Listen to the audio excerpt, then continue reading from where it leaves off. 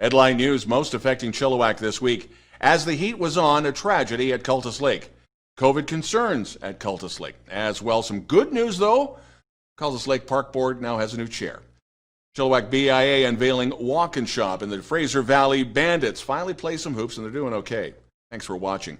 We are committed to providing local news and news that impacts our local audience from Harrison to Garrison, Greendale to Hope, and everywhere in between, including Agassiz, Cultus Lake, Little Mountain, Fairfield Island, Promontory, Cheacton First Nation, Yarrow, and Five Corners, Chilliwack. Our special guest this week, Chilliwack City Councillor Jeff Shields for Councillor's Corner, and Andy Rolleman of Next Gen Hearing for a new segment of the monthly segment called Now Hear This. All right, Chilliwack, let's get started. Cultus Lake has been in the news for all the wrong reasons lately. Last Saturday afternoon, the coroner had to be called to the park as there what was thought to be a Sea-Doo accident that led to a drowning near Entrance Bay. RCMP and the BC coroner did not release a name. However, Desi Buzz, a South Asian online paper, confirmed it was an international student from India who was studying at Surrey's Kwantlen College. He was not a strong swimmer and did not know about the deep drop-off at the end of the dock. And the sad irony in all of this is this came on the last day of National Drowning Prevention Week. Also last week, posting to Facebook, measures put into place for COVID crowd control. Fencing went up at the end of Main Beach docks to mitigate some of the overcrowding. Last week, we were talking with Chilliwack Mayor Ken Popoff, and he was expressing his concern with the crowds at both Cultus and Chilliwack Lake, as temperatures then were, as they are now, pushing 30 degrees. Andy Hillhouse of the Harrison Festival Society echoing similar sentiments over the traffic at Harrison. And according to both, record traffic numbers were from pent-up and frustrated sun worshippers who simply wanted to get out, and that was duly noted. Back to Cultus Lake, and some good news for the Cultus Lake Park Board. Replacing Joe Lamb is Kirk, who was once the president of the Chilliwack Chamber of Commerce. He is also a financial advisor. He was appointed as the boss of the Chilliwack Park Board by the city of Chilliwack itself. To help reduce cycling collisions and better protect everybody on the road, the province is increasing the fine for dooring. And now, effective September the 21st, anybody opening the door of a parked car when it's not reasonably safe to do so, which is known as dooring, will face a fine of $368. The new fine is about quadruple of what the current fine is now, of $81, which is among the lowest in Canada. Outspoken Vancouver lawyer Kyla Lee, who advocates tougher driving laws, posted to Twitter, and I'm quoting, "The dooring fine was artificially low to begin with, but this is over the top. It's akin to excessive speeding or distracted driving or driving without due care. So based on similar risk, it should be somewhere between $121 and $167. Most open fire burning activities will be prohibited throughout the Coastal Fire Center's jurisdiction. Campfires, though, will still be allowed. This prohibition is being enacted to help reduce the wildfire risk and protect public safety. Open burning of brush to clear land, now off limits for the summer as the temperatures are rising, and this includes the Fraser Valley. From August the 20th to the 23rd, the Chilliwack BIA and the Chilliwack Economic Recovery Network are encouraging businesses to take part in the Chilliwack Walk-in Shop. Find creative new ways to utilize the great outdoors and, of course, to get customers to their location. They've included some fun ideas, and they want to see how creative other businesses can be with this campaign. So more information can be found on the Chilliwack BIA website. The We Charity controversy is ongoing, and that involves the awarding of a contract in order to administer the proposed Canada Student Service. The contract has since been canceled, but in a nutshell, the federal cabinet selected We to administer $19.5 million in the payment program for the Canada Student Service Grant Program. That's worth $900 million. The decision raised questions about the charity's ties to, well, the Prime Minister's mother, Margaret Trudeau, who happens to be a featured speaker. Valley students go to the annual We Motivation Series every year at Rogers Arena in Vancouver. The Chilliwack School Board told chillTV they are going to review their participation. They'll do that next month. Alberta schools are now going through a similar review. And when we return, Councillor's Corner, Chilliwack City, and my interview with Jeff Shields.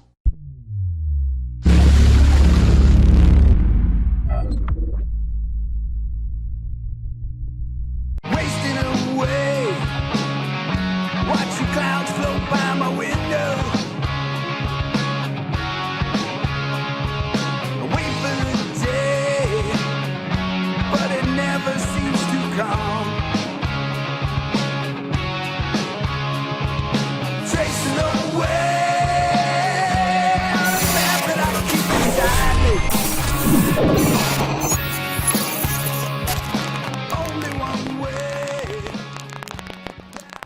Councillor's Corner, Chilliwack City. Don Lehn with Jeff Shields, City Councillor for the City of Chilliwack.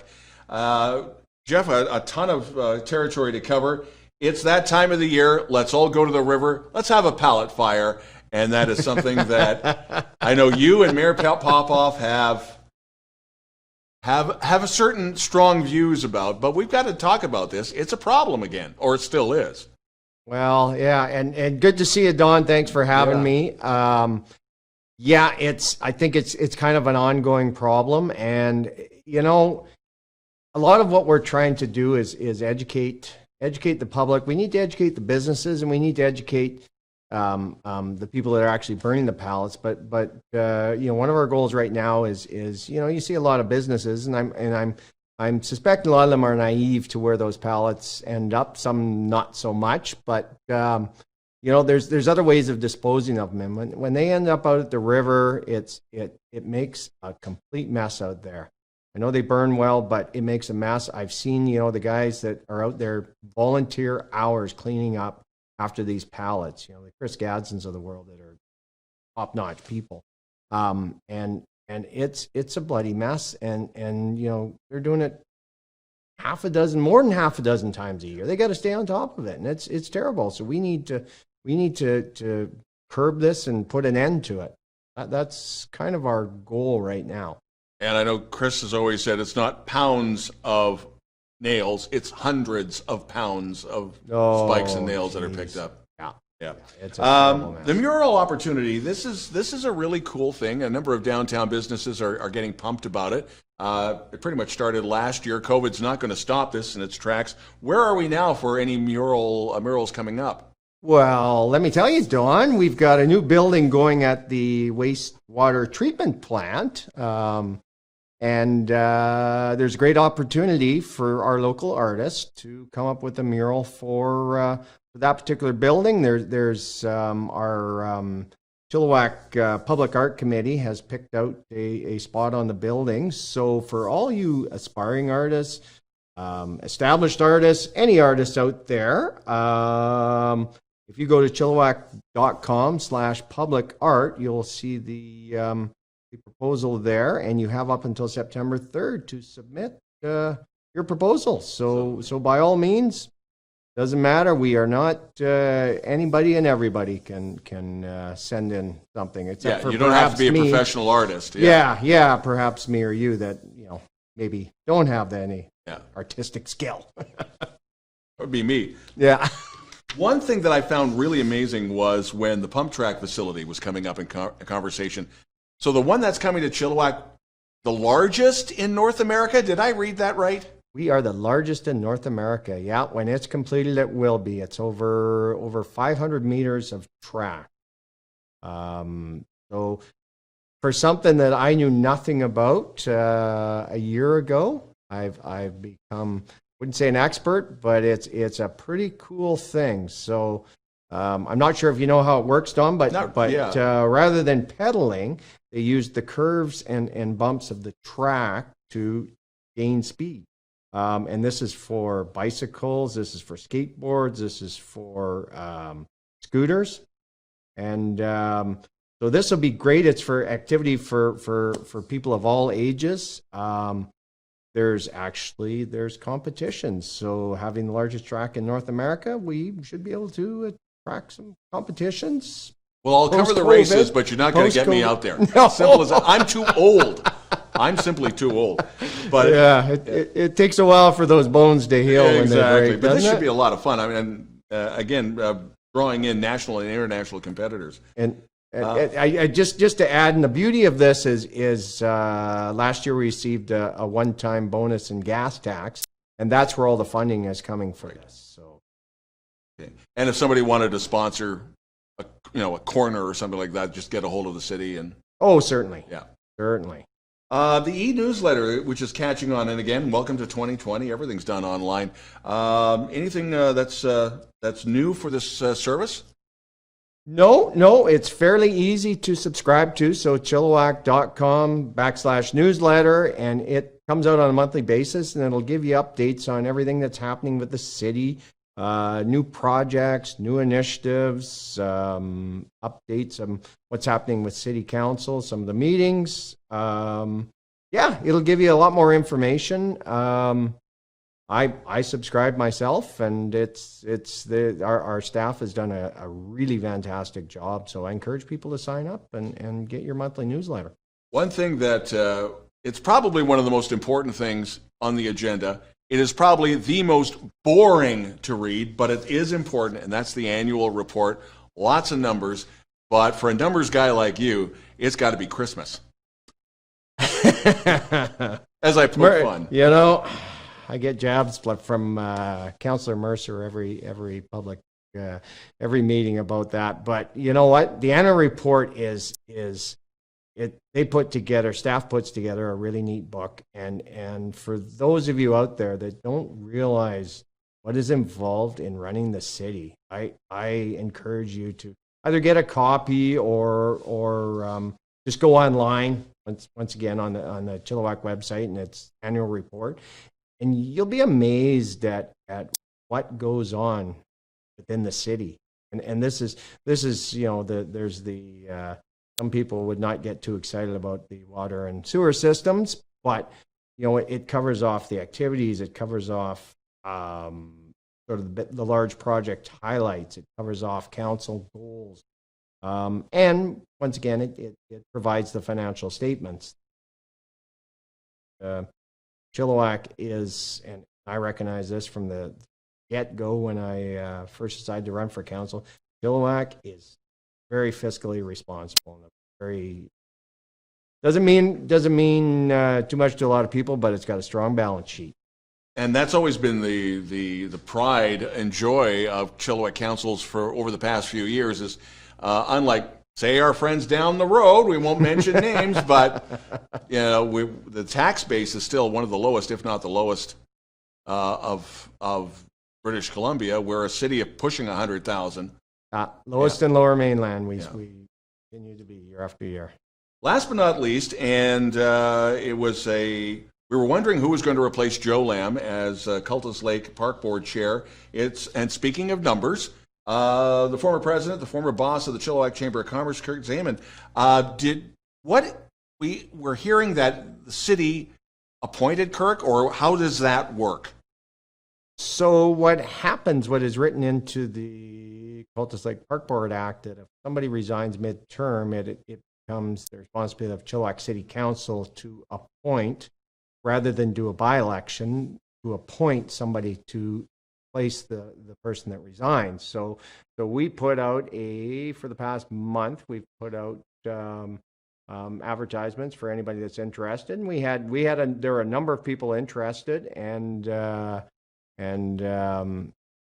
Kirk was the best candidate. So, and I think he'll be a true asset. He has a connection to the lake through his wife's family. They've had a cabin up there for a number of years, 50 years, I think was the number. And Kirk's a smart guy, and I think he'll be a real asset to that board. So I'm really happy for Kirk, and I think the board will be able to work well with Kirk. And on a sidebar, nobody would really want to have a by-election as we're dealing with this pandemic. So isn't that the truth? Exactly. Jeff Shields, a big thank you for joining us on Councillor's Corner, Chilliwack City, and you're watching chillTV.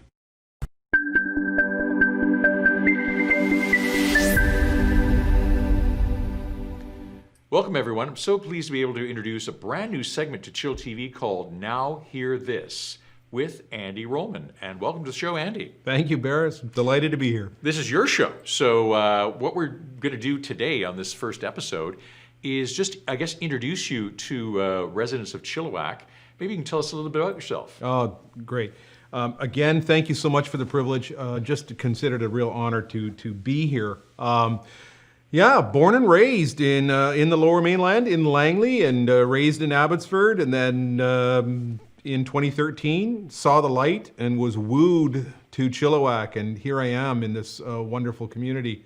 And as you know, Barris, what a change this community has gone through. Right? Yeah, you've been here 7 years, and I've been here 5 years. So we both we're relative newcomers, but long enough to have seen quite a bit of change.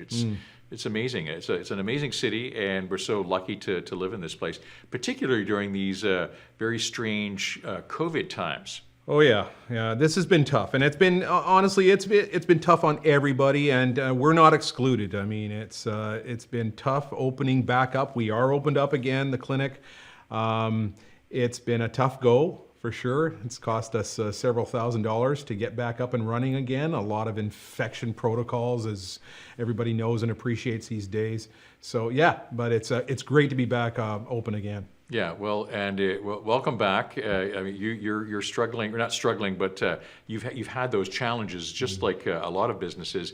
But you have a great partner at Next Gen Hearing. Yes. That tell us a little bit about Jacqueline. Yeah, Jacqueline LeMay, a long-time resident of Chilliwack, has been here many, many years, and very, very well known in the community, and just a delight to work with. She's my partner. When you pick up the phone and call Next Gen Chilliwack, you'll typically hear her voice. Just great, just really endearing, wonderful to get to know. To get to know her. Everybody comments all the time about getting to know Jacqueline, and just how wonderful that's been. It's been great. Yeah, well, very good. So I guess what we really want to do today is get into a little bit about, for our audience that maybe have questions about hearing, talk a little bit about what the show is going to accomplish over the next several months, because you're going to be on once a month on chillTV. What sort of topics are you going to be talking about? Yeah, I'm. You know what? Yeah, and keeping it light. We want to keep it light, keep it fun, and but informative. Really informing people about all aspects of hearing. Okay, from the types of hearing losses. That's what we're going to go into next week. Types of hearing losses to the effects of hearing loss, and the effects and some of the funnier anecdotes. And we'll bring Jacqueline and I have been working together for 8 years, and we'll bring some of those to you, the viewers, and you're going to get a real charge. Okay. So yeah. Well, that'll be really neat. And so for this week, because I've got a question. I understand hearing is progressive. Hearing loss is progressive, and so I guess what I would like to know. It sounds like you probably need to catch it early. That would be an important thing to do. How do you catch it early? Like, what are the telltale signs? Like, is there a canary in the coal mine that can alert you to be careful? Or it's a tough one, Barris. It's really hard. I mean, you don't typically wake up in the morning and say, "My gosh, I can't hear anything." That's not usually the way it happens. It does happen from time to time, but that's not common. It is more common to try to manage something that you're not even fully aware of. It's just slowly deteriorating, week after week, after month, after year, and it just slowly deteriorates. It's not until a family member or something says, "You know what, I'm having to say things over and over to you." That's because you're not listening, or that's like, right. Because you're not listening. How am I gonna tell? Yeah, that's yes, I know. That's different than paying attention. Is different than that's hearing right. loss. Yeah. That's right. Your wife will talk to you about that later. Okay, but no, it's something that deteriorates slowly over time, and it's our loved ones that kind of bring it to our attention, or we just get frustrated with having to crank the volume of the TV up so it can be heard clearly, things like that, and it prompts us to finally do something. Okay, wow. Well, that's very interesting stuff, and well, the whole series is going to be very interesting. And Andy, what are we talking about next week or next month? Next month we got a great little topic. People often assume that hearing loss is hearing loss. Well, guess what? There are types of hearing losses, and it's going to be really interesting, kind of unpacking that. What types of hearing losses are there, and what can be done about them? So we're gonna talk more about that. Okay, wow. Well, that's great. So next month we're going to be hearing about what types of hearing loss there are. So thanks very much for joining us on this very first episode. Thank you, Andy. Thank you, Barris. Till next time. chillTV Sports, the Fraser Valley Bandits jumped in front early in capturing a 113-100 win in the CEBL Summer Series opener for both clubs. And the Bandits are now 2-0. The Summer Series will end August the 6th in St. Catharines, Ontario. UFE Cascades women's soccer team says goodbye to their coach. Rob Giesbrecht closes the book on a highly successful decades-long tenure as the head coach of the Cascades women's soccer team. Giesbrecht, who helmed the team since 2010, now moves on to take on the role of manager of soccer operations for women's soccer just down the highway at Trinity Western University.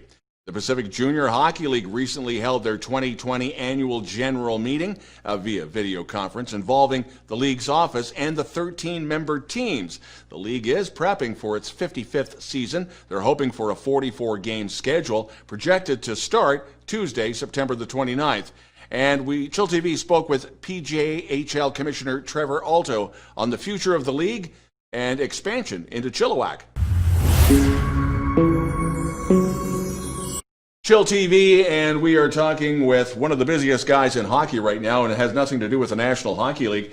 It is Trevor Alto, who is the commissioner of the Pacific League, which has had a baby called the Chilliwack Jets, and they just had their AGM to deal with a number of issues. Trevor, thanks for taking some time out. First off, in a nutshell, from the AGM, you've got a schedule laid down and a tentative start date. How confident are you for that late September start? Well, it was our AGM took place actually virtually over sort of a period of time and a couple of different sessions. So in putting this sort of timeline and start date together, there's a lot of thought that went in it. We put a return to play task group together, which had some input on it. And we basically looked at, we want to keep a solid 44-game schedule, and we identified sort of that with the way the rinks were opening and slowly but surely we'll be able to get to the ice and into the regular season in late September would be sort of our best bet at this point. I'm very confident that our teams have all been in great communication with their facilities, and when we get the okay, that things will take place fairly safely and swiftly. I'm sure this came up at the AGM. We don't have to get into actual figures, but were there any franchises that were really taking it financially on the chin because of COVID? The last season was stopped in its tracks. You were looking forward to this season with an expansion team in Chilliwack. Is everybody in fairly decent financial shape? That's an excellent question. I think the whole hockey world was shocked when the season got shut down. Over the last number of years, the board, under Ray Stonehouse's leadership, the past president, has really put a financial model in place to protect teams and to allow them some flexibility in growth going forward. I was brought on board as part of that. We actually, when the season was canceled, we're just beginning our final. So almost our whole league had completed their season. We had Alder Grove was playing North Van in the finals. The winner of that would have gone on to the Cyclone Taylor Cup. So we really only, fortunately, lost those two parts and events to our season. It wasn't a full loss, but it was obviously our championships that we did lose. But speaking to our teams financially, we're in excellent shape going forward, which allows us to come out with a start date here of the end of September. Which leads to expansion, because obviously you're in a position where you can come into Chilliwack with the Jets and that ilk. And of course, the owner of the Jets is no stranger to the league, let alone hockey. Yeah, exactly. Clayton Robinson was an owner in the Nanaimo Buccaneers in the Vancouver Island Junior Hockey League. He saw an opportunity here in the Pacific Junior Hockey League, and I think that speaks right back to what we were talking about before with the business models that have been put in place, that even in these times of COVID and uncertainty, there was still the attraction of putting an expansion team in. They have a great ownership group and a great plan and a great new facility. I know the community out there in Chilliwack is really growing and really getting behind the Jets. It's an old name. It's a team that played way back in the day, so it's great to see them resurrect that name. I know they've got their logo all around town and really taking some great first strides. So we're very excited to have the Jets on board as our 13th franchise. Yeah, and their merchandise really looks good on their website. Back to what we're going to, knock on wood, see on ice. Overtime, you've tweaked it a little bit since the AGM. Yeah, the three junior B leagues got together, and we're actually putting a bit of an initiative together to do a lot of things as a cohesive group. And one of the things was speaking about the overtime. As everybody knows, the NHL used to play 4-on-4. Various junior leagues used to play 4-on-4, then 3-on-3, and etc. And when it was discussed, it was noted that fans really liked the NHL version with the 3-on-3 and the shootout. The NHL spends millions and millions of dollars in their research and development on their product, and I'm sure if fans like it, then it was a simple transition for us to make, and we're looking forward to testing it out when we get back. This is not going to be the last time we speak, but again, Trevor, got to commend everybody on board, all the teams, because you've gone through COVID. Looks like we're all going to get out of this okay. Are there any franchises that are a little bit shaky? It doesn't appear to be. I was a little concerned about, say, Mission and such, but it seems that everybody is, for the lack of a better term, financially okay. Yeah, our business models are all in place from as soon as COVID started, and we started to do sort of an evaluation of where we're at and where we want to go. Like I said, the business models were strong enough to get us through. We're able to provide top-notch programs for players when they're able to come home. Our footprint, or come back to play, our footprint is perfect for executing our plan for return to play. And like I said, our board and everybody involved is very excited to getting the players back on the ice and getting through all this. We will talk again very soon as we get closer and closer to the start date. Trevor, a big thank you. Well, thank you very much for having me. We look forward to being in touch in the future. Trevor Alto, the commissioner, the boss of the Pacific Junior Hockey League. chillTV weather, a bit of a cool down from the 30-degree heat of the past week. Temperatures hovering into the mid-20s as we head into the weekend with a very, very slight chance of a shower. If you would like to participate in reporting news in Chilliwack and have a story you think we should know about, send us a note to news@chilltv.ca. We'd love to hear from you. That's the news this week. I'm Don Lehn.